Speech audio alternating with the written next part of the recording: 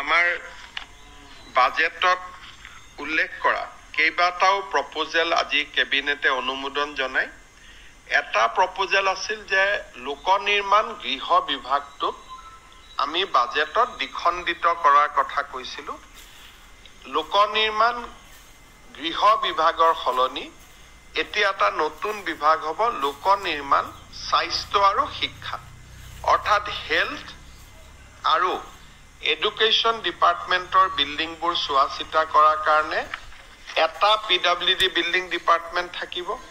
Circuit house, stadium, এই গোটেইবোৰ DC court, secretariat, এই গোটেইবোৰ চাবৰ কাৰণে PWD বিল্ডিং ডিপাৰ্টমেণ্ট থাকিব।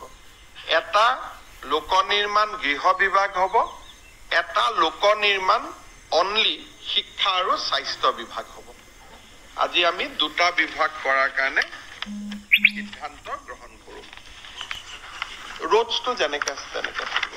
আজি আমাৰ কেবিনেটত আৰু এটা সিদ্ধান্ত লোৱা হয়। আপোনালোকে জানে যে চাইল্ড কেয়াৰ লিভ ইমান দিন আমি মহিলা কৰ্মচাৰীক দি আছিলোঁ, কিন্তু কিবা কাৰণত যদি মহিলাগৰাকী আৰু স্বামীৰ বিবাহ বিচ্ছেদ হয়, স্বামীয়ে বাচ্চাকেইটাক চাব লাগে।